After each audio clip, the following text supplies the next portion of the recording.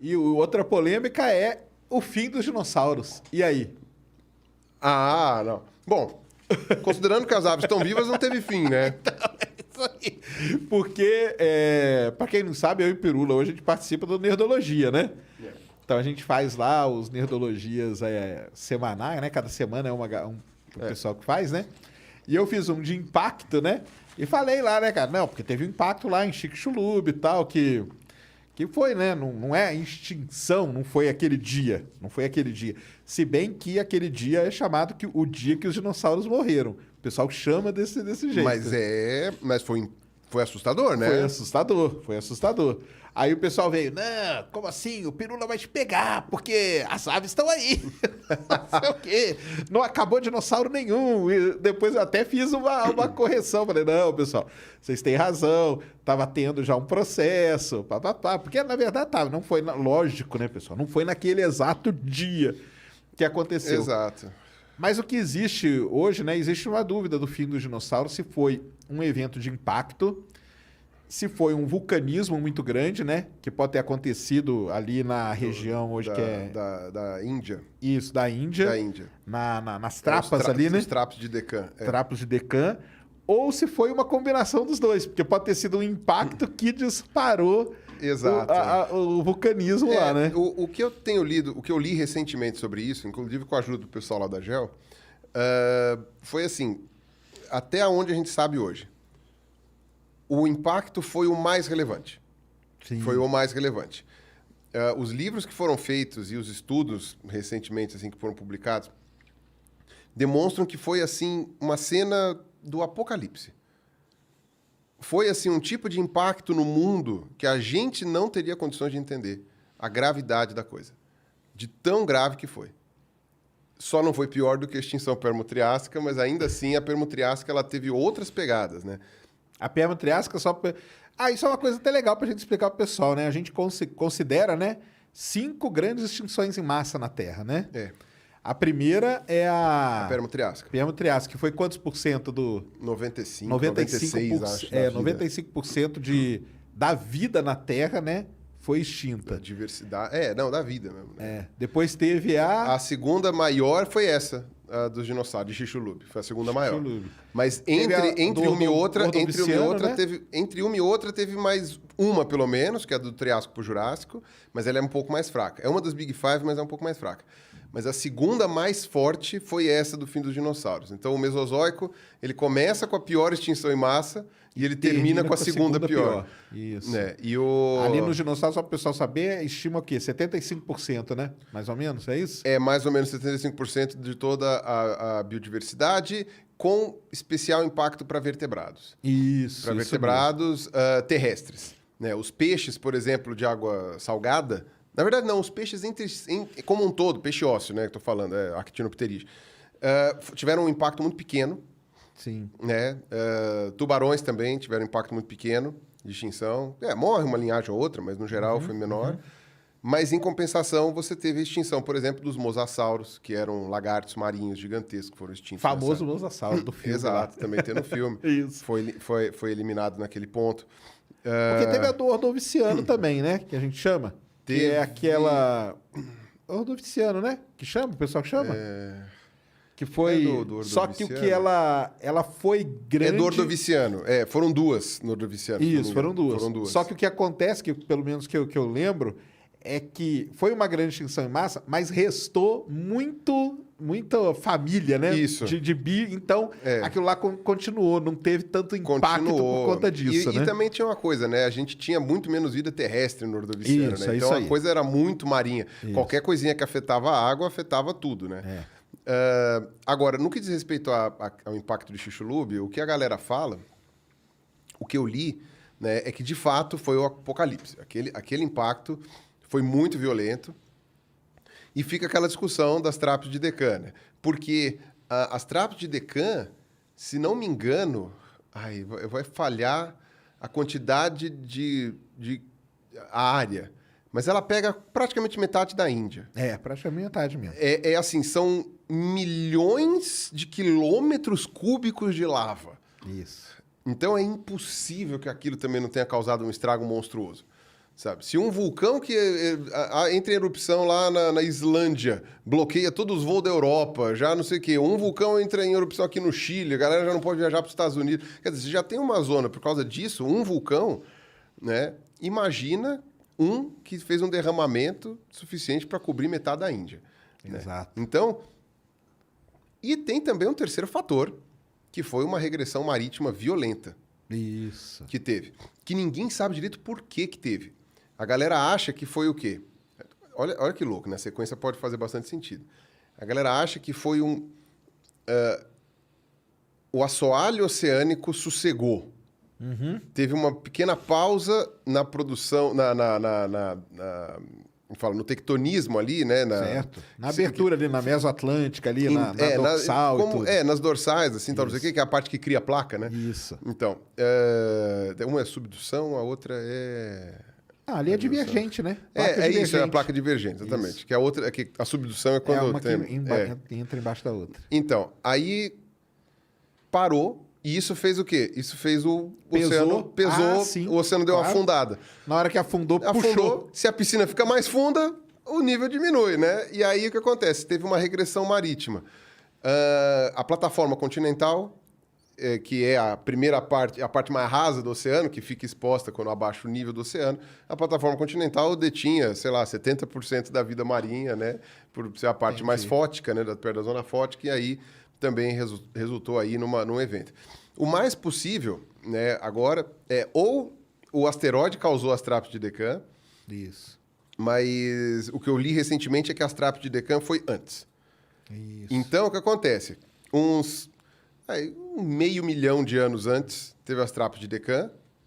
Então, 500 mil anos, né, para a vida se reestruturar depois da última erupção, né, até a Índia sossegar ali, né? Até ela finalmente, putz, cheguei na Ásia, para de cagar tudo, né? A Índia, tá bom, putz. Né? Até terminar isso daí. E depois, 500 mil anos depois, aí veio cai um pedaço de pedra gigante do céu. E detona tudo, né? E aí o interessante é, o que sobrevive? Isso o que sobrevive, a gente observa alguns padrões.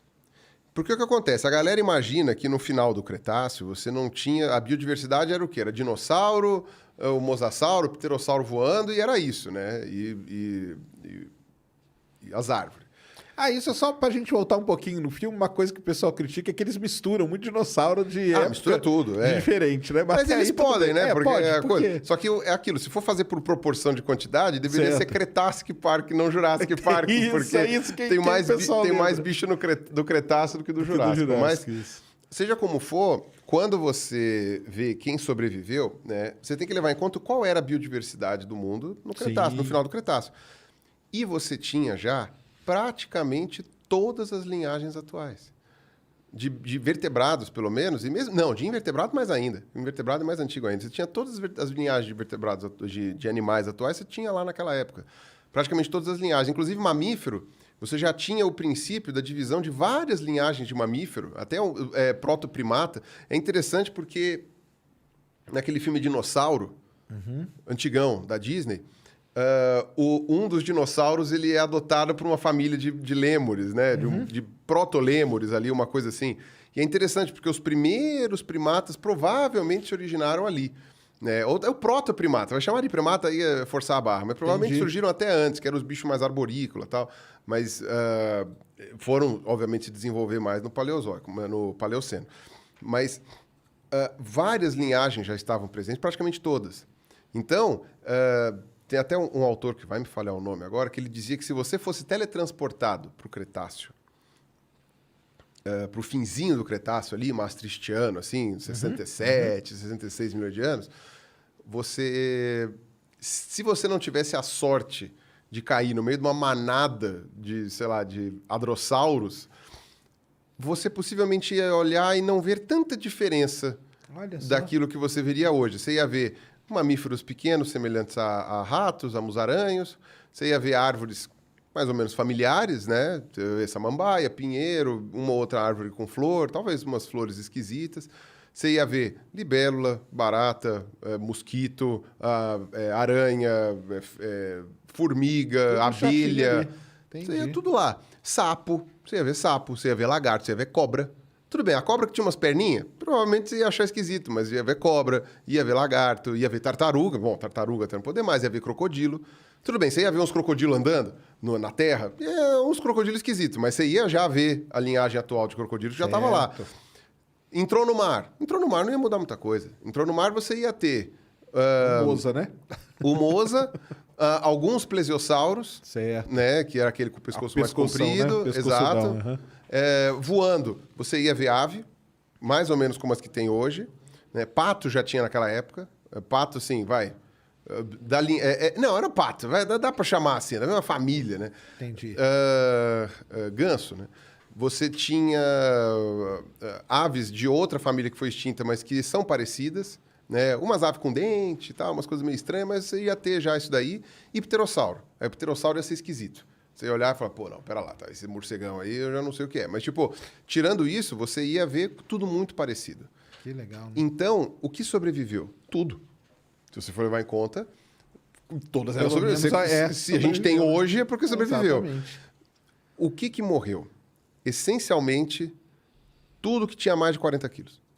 É que o pessoal fala os grandes, né? Tudo que tinha mais de 40 quilos morreu.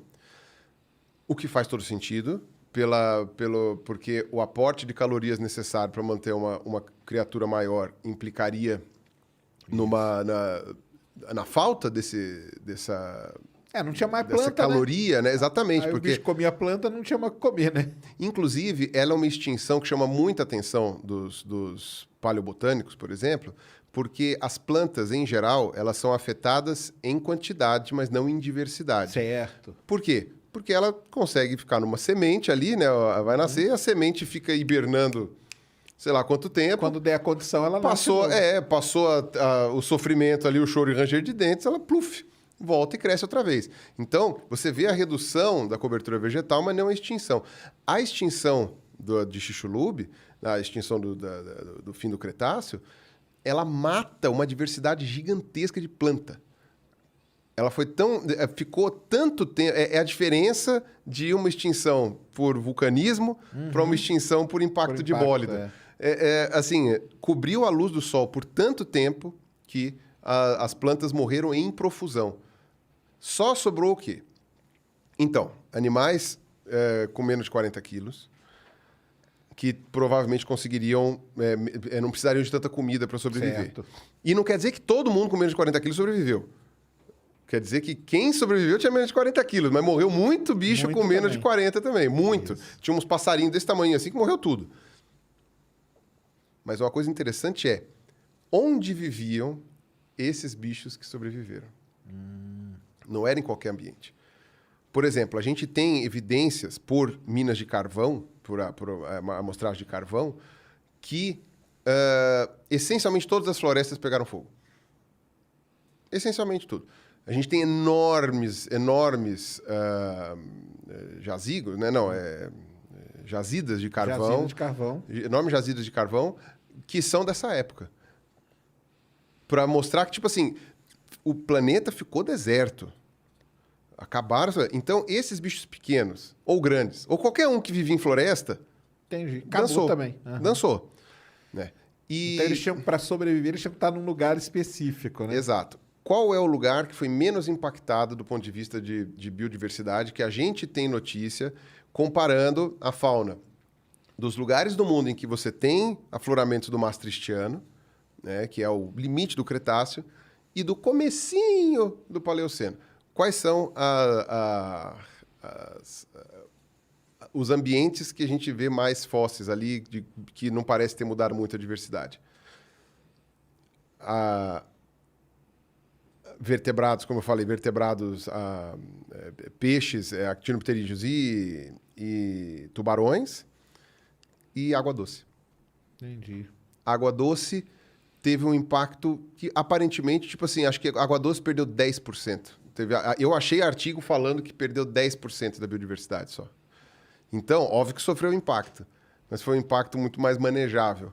Aí isso explica por que sapo sobreviveu, tartaruga sobreviveu, Os crocodilos que sobreviveram, os crocodilos parecidos com os nossos, que viviam perto d'água. Peixe de água doce sobreviveu. Aves que sobreviveram, a gente tem evidência de que elas viviam na interface da água, eram aves mais aquáticas.